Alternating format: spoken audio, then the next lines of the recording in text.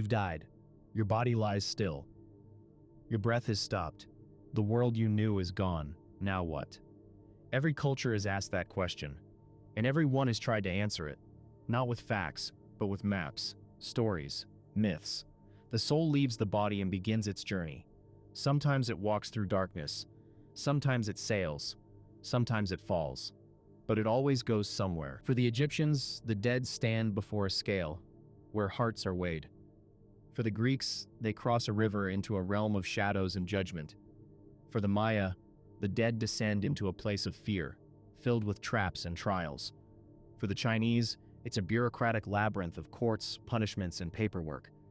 For the Norse, your death itself decides your fate, glory or obscurity. And these aren't just stories about the afterlife.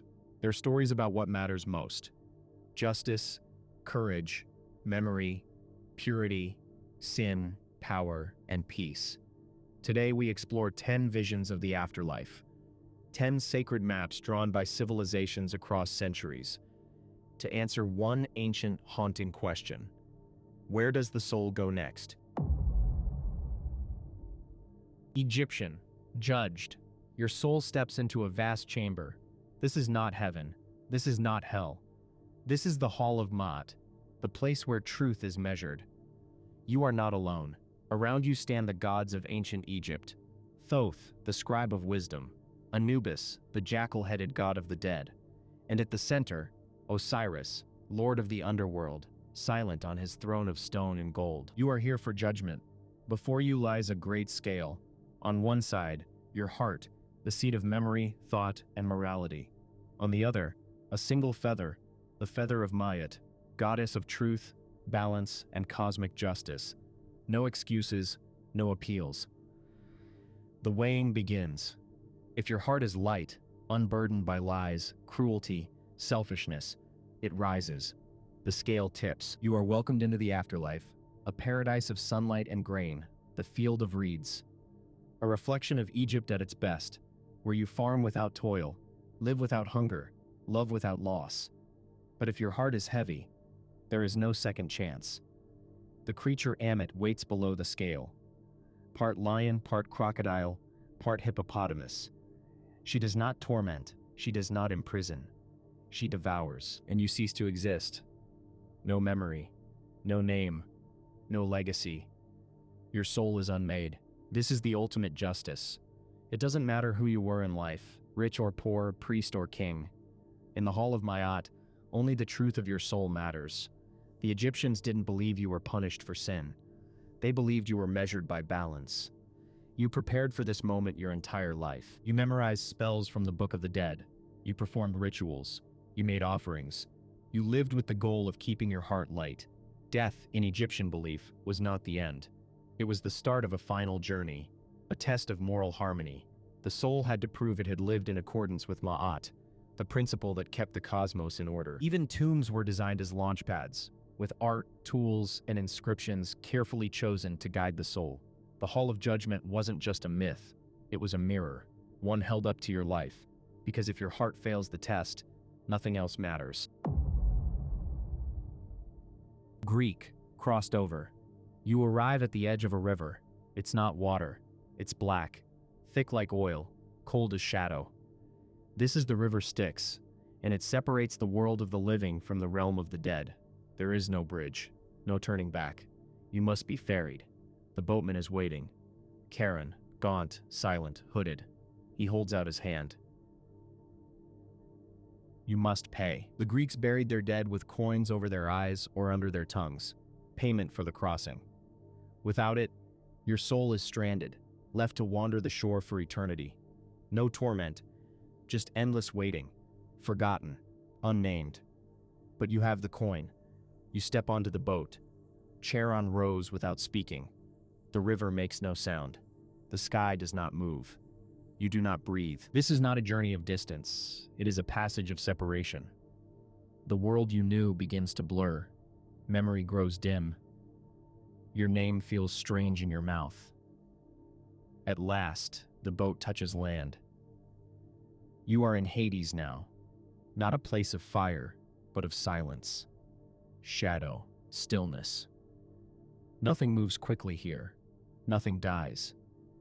Because everything already has. The realm is ruled by the god Hades and his queen, Persephone, two monarchs of the still world.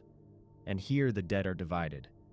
If you were cruel, unjust, or betrayed the gods, you go to Tartarus, a black abyss where souls are punished without end.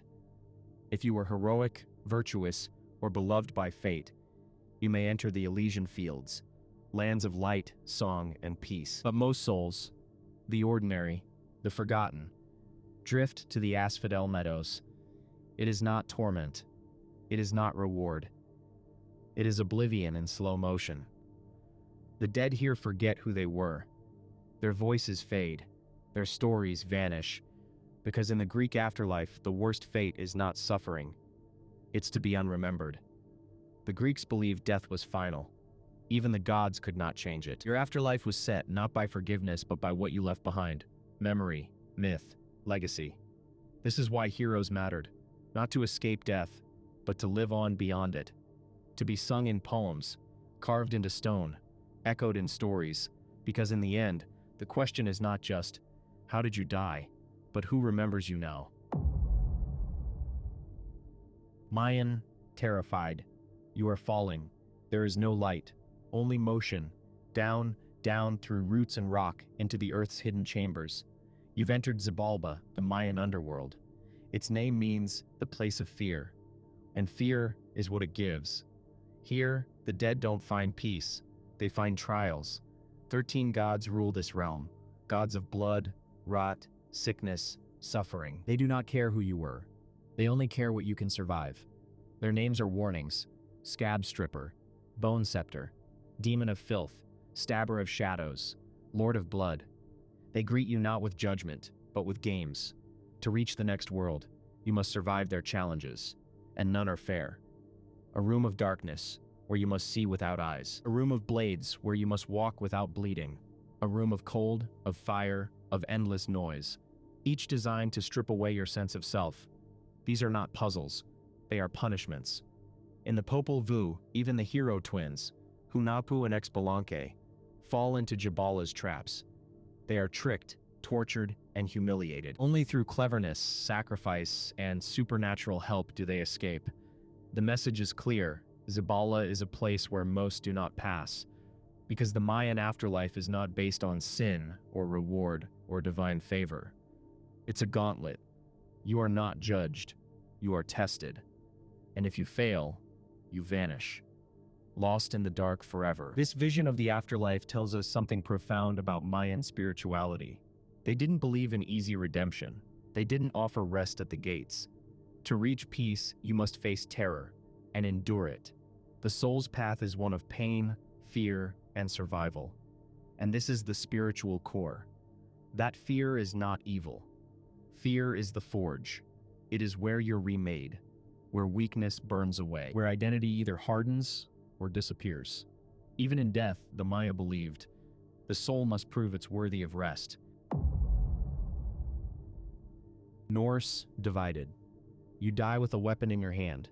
The battlefield is stained with blood, the sky roars, and before your eyes close, you see something moving. Not a man, not a beast. A Valkyrie. She lifts you from the wreckage, not with arms, but with will. You rise, weightless.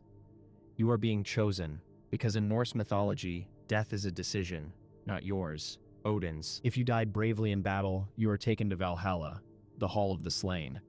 There, you feast by night and fight by day. Wounds heal, songs roar. The ale never ends. But it's not heaven, it's preparation. For the final war, Ragnarok. You will fight alongside the gods and die again. But if you didn't die in battle, if you passed quietly, of sickness or old age, you do not rise, you go down. To Hel, the shadowy land ruled by Hel, daughter of Loki. Her realm is not fire, but frost. Not pain, but emptiness. It is a place of cold soil and silence, where the dead do not suffer. They wait. Forgotten. Not punished. But not honored either. And that is the Norse horror.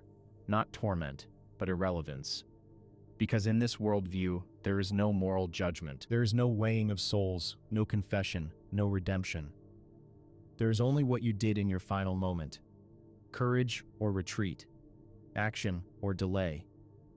The afterlife is not earned by virtue. It is claimed through glory. Valhalla is for warriors. Hell is for everyone else. And this creates a brutal clarity. Life is a battlefield, and death is just the next round. To the Norse, a good death was more important than a long life. Your memory depended on it. Your fate depended on it. The gods do not weep for the peaceful. They raise the mead horns for the fearless. So ask yourself, when the final breath comes, will you rise or will you sink? Hindu destroyed. You are not in a land of the dead. You are in the end of time. The sky has blackened. The rivers run dry. Morality has decayed. Truth is laughed at. Violence thrives. The world groans beneath its own weight. This is the Kali Yuga, the age of darkness, the final era in Hindu cosmology. It is not the afterlife of an individual. It is the afterlife of the world. In Hindu belief, time is cyclical.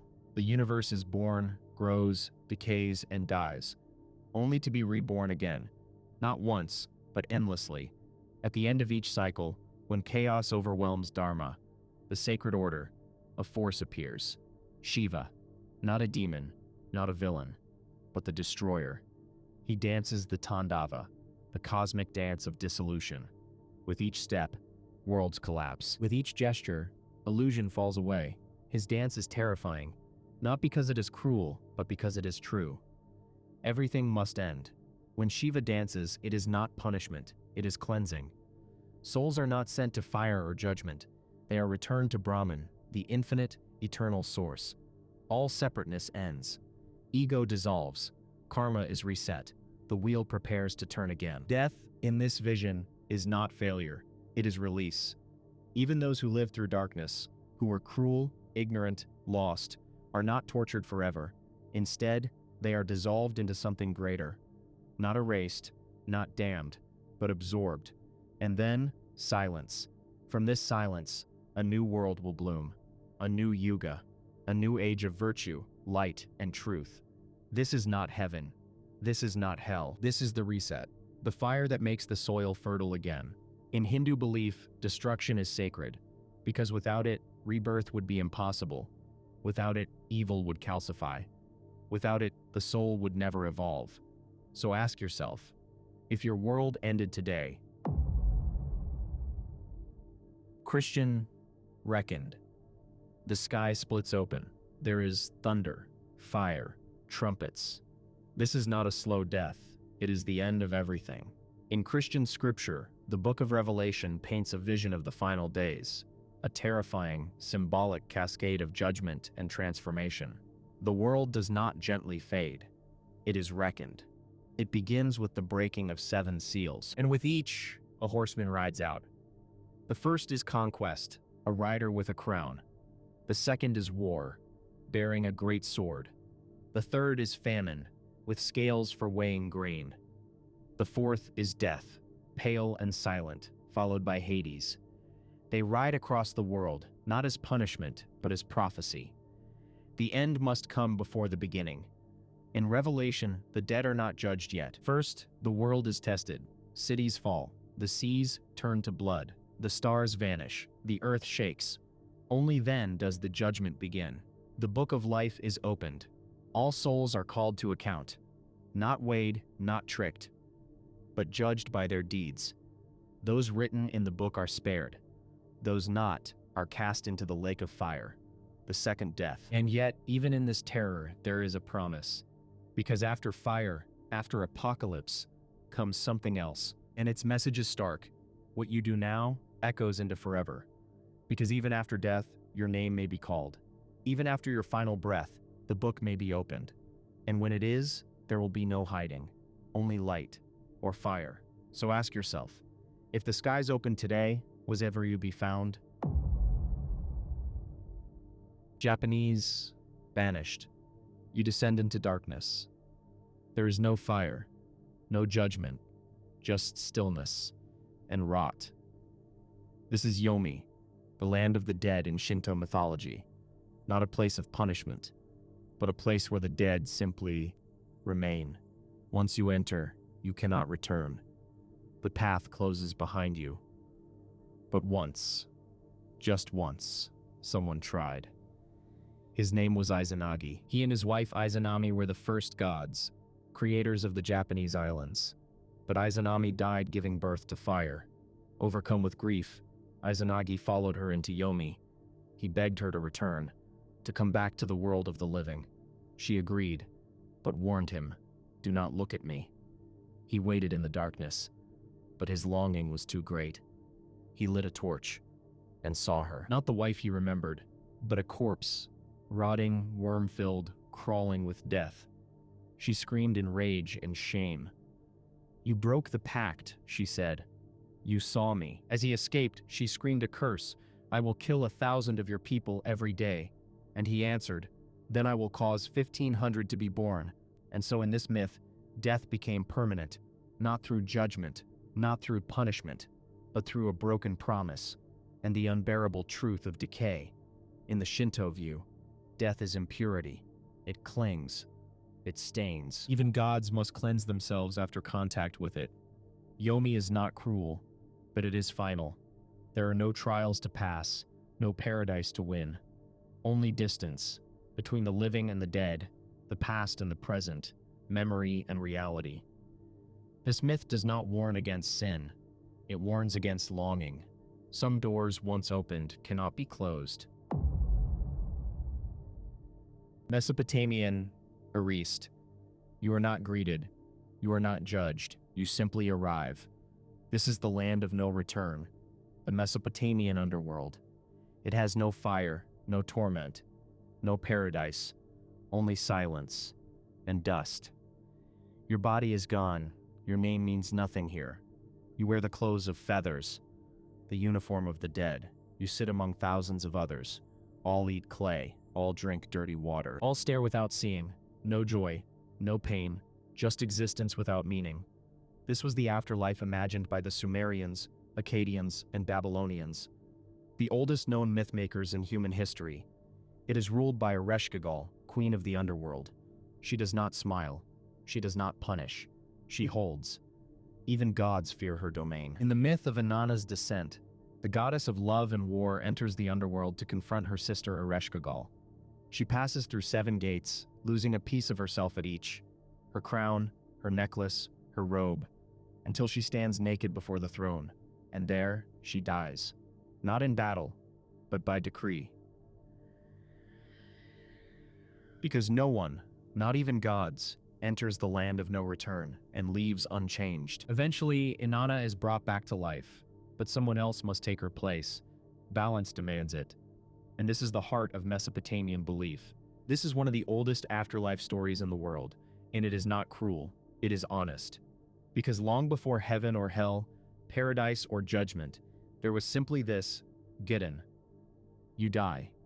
You are buried. And eventually, you are forgotten. Chinese judged again. You wake up in a courtroom. You are dead, but your journey is just beginning. In Chinese mythology, the afterlife is not a paradise or a pit. It is Diyu, the earth prison. A vast underground maze of courts, records, and punishments. Here you are not judged once. You are judged 10 times in 10 courts of hell. Each court is ruled by a king. Each trial reviews a different aspect of your life. Honesty, loyalty, cruelty, faith, theft, respect for family, and more. The clerks have scrolls. The gods have witnesses. Your sins are not forgotten. They are filed. If you stole, your fingers are crushed. If you lied, your tongue is ripped out. If you killed, you are torn apart, over and over again. The torments are symbolic. They are not eternal. They are meant to correct. This is not damnation. It is rehabilitation. Because in Chinese belief, the soul is not destroyed. It is processed. You pass through pain to purge what is false, to prepare for rebirth. Eventually, you reach the final station, the Tower of Forgetting. There waits Meng Po, the Lady of Oblivion. She gives you a bowl of soup, and when you drink it, you forget everything. Your sins, your name, your identity, your past life. Only then are you ready to return to the world, reincarnated. Diyu is not a place of cruelty. It is a place of order. Justice is meticulous. Every soul is accounted for. Every wrong is corrected. The system may feel cold, but it is rooted in a deep belief that the soul can improve, that wrongs can be righted, that life is a lesson, repeated, refined, and never wasted. So in this vision, even death is not an end. It is an audit, a reset, a second chance. Aztec, pass through. You do not rest. You walk, because in the Aztec afterlife, death is not a destination. It is a journey, long, hard, and sacred. Most souls go to Mictlān, the underworld ruled by Mictlān Tecutli and his wife Mictec. But to get there, you must pass through 9 levels, each more grueling than the last. It takes 4 years. You cross mountains that crash together. You walk a desert where the wind cuts like obsidian. You wade through rivers of blood, past jaguars that tear at the soul. You carry nothing, not riches, not pride, only your strength and your resolve. The gods do not judge you. They watch, because this is not punishment. It is proof. Proof that you are more than a body, that your soul can endure. There are no shortcuts, no forgiveness, no paradise promised. But if you survive, if you reach the bottom, you are finally allowed to rest. In the deepest level of Mictlān, you are not tortured. You are not praised. You are absorbed into the earth. You become part of the soil, the stars, the wind, and in that, there is peace. The Aztecs believed life was sustained by sacrifice. The gods gave their blood to create the world, and humans returned it through ritual. Death was a continuation of this exchange. You do not beg for salvation. You do not escape through purity. You pass through because you must, because that is the way. And through that long, brutal path, you are made sacred. You've seen it now. Not just one afterlife, but 10. 10 visions, 10 paths, 10 answers to the same question. What happens when we die? And the truth is, none of them agree. To the Egyptians, the heart must be light. To the Greeks, your name must be remembered. To the Maya, you must survive fear itself. To the Norse, you must die with a blade in hand. To the Hindus, even the world must die and be reborn. To the Christians, judgment is coming, and it is final. To the Japanese, longing is dangerous. To the Mesopotamians, the worst fate is to be forgotten. To the Chinese, the soul is corrected before it returns. To the Aztecs, you walk until you are absorbed.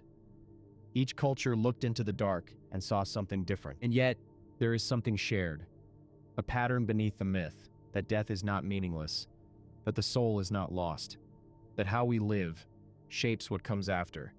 You may not believe in gods or judgment or cosmic tests, but maybe, just maybe, the afterlife is not about what happens when we die. Maybe it's about how we understand that we will, and how we live while we're still here.